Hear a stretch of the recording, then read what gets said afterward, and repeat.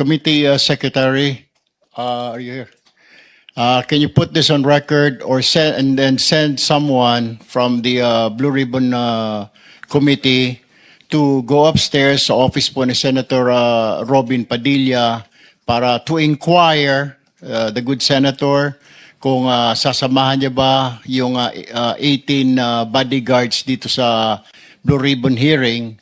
Yes, just to put on record para mas maayos po dahil while we're conducting this hearing, ongoing din po yung kanilang press conference po doon sa taas. So might as well, mabuti ho, bumaba na lang ho sila dito para mailahat nila yung gusto lang sabihin, matanong po natin sila maayos. Unlike ho dito na puro press conference po sila.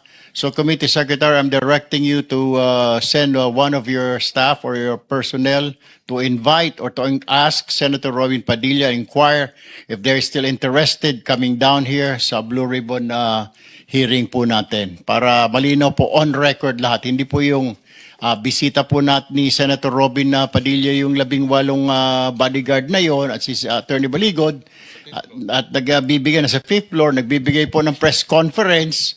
Ang nagtatanong lamang po ang media, nandito po tayo lahat, gusto po natin silang matanong at marinig. Ito po siguro ang tamang venue na magpahayag sila, hindi po sa isang media conference. So Committee Secretary, go ahead and send someone to the office of Senator Robin. Okay, let's move on. Yung order of arrival po ng line of questioning, Senator JV, Senator Bam, and Senator JV, Senator Bam, Senator Risa, Senator Soto. But before that, may tatanong po yata si Senate Pro Tempore Gatchalian. Maraming salamat, Mr. Chairman. This is directed to Attorney Matibag, Director of the NBI. Meron ho kayong mga nasabi sa media na merong informant. No? Actually, tutuloy ko lang po yung tanong ni Senator Raffy na meron kayong informant na nagsabi na si Mike Defensor ay nag-offer ng 5 million pesos dito sa 18 bodyguards. Can you give us a narration of that? No? And base sa inyong statement, meron rin sinumpaang salaysay ito. No? Meron po kasi kaming, sa NBI po, we function na meron pong mga tinatawag kaming all power assets na nag-gather po ng mga intelligence report yan.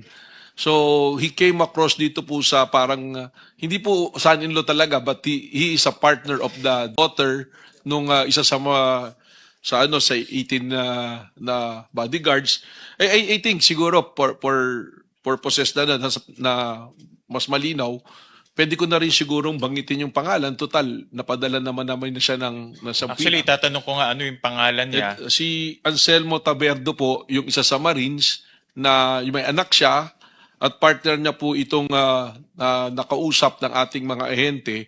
At nagpahayag po siya ng malayang pahayag, recorded din po ito, nung April 28. And I will also submit yung pong parang salaysay niya na kanyang pinirmahan, malayang pinirmahan, na ang sinasabi po rito sa salaysay na itong si Anselmo Taberdo ay isa sa mga doon sa 18 na in-approach ng grupo ni Mike Defensor at pinangakuan ng 5 milyong piso kapalit ng pagsasalita. Ang sinabi, malinaw pa nga po, sinabi mag-a-appear sa media at magkakaroon ng testimonya. So, doon po ang pangako 5 milyon at kaya po binabanggit niya to, personal sa kanya, sinabi niya na silang magka-partner, may anak po silang isa, ay pinangakuan ng 500,000 para makapagnegosyo sila.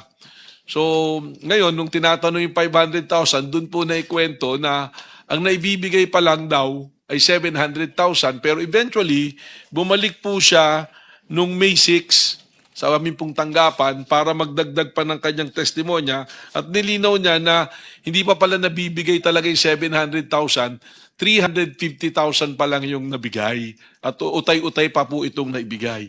So, nung pong magkakaroon ng sila nang nagpatawag dito nung June na yung parang pagdinig po nila rito, we contact itong person na ito to validate ulit. At katunayan, sinusurveillance at sinusundan pa rin naman po namin siya.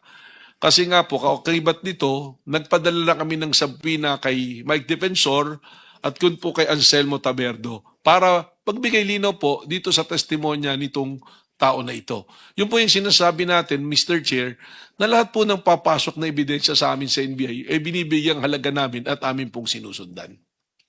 Director, can you state the name of this informant? Is it possible na sabihin yung kanyang pangalan? Well, ang pangalan po niya ay si Brent Tragasa.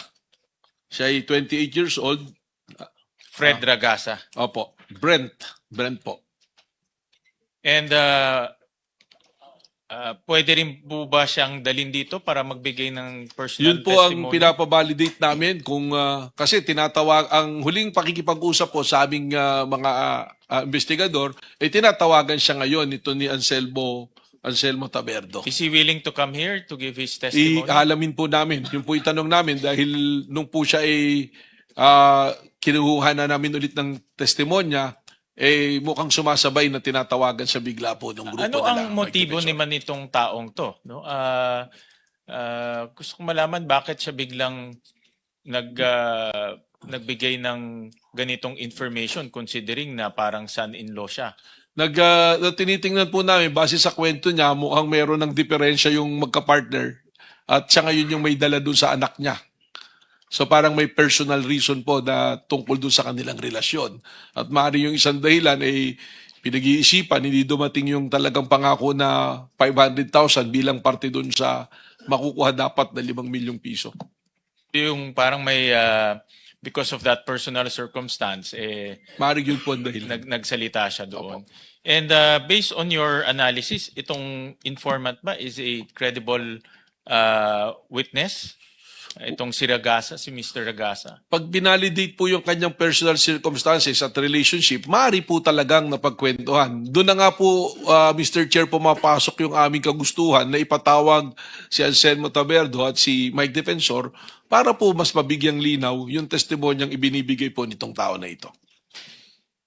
And base ba doon sa information, na-consummate ba itong 5 million na ibigay ba? Hindi pa po. Lumalabas po rin sa huling statement. 350. 350 pa lang po yung kabuang natatanggap. Pero may mga kwento pa po siya na siya ay yung mga lugar.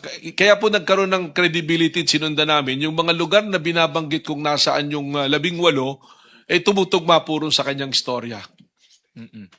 And nasaan na itong taong to? Is he under NBI custody? Wala po sa aming kustodiya pero alam po namin kung saan siya nakatira. Dati pong nasa Taguig, lumipat po ng tirahan at amin po siyang minamanmanan po. Okay. Naka-surveillance po. And then, gusto ko lang ho rin matanong, itong informant na ito, nag-appear personally sa NBI? Opo, 2 beses po. Katunayan, nung isang beses nagpunta siya, mayroon pang isang media personality na nakapag-cover po sa kanya. At recorded po lahat ang kanya pong pagdalo sa NBI po. Pasabit na lang sa committee rin yung, in confidence, no? I know this is a confidential matter. For the, pasubmit na lang sa amin yung video as well as yung transcripts ng interview. We'll comply po, Mr. Para Chair. we can look at it.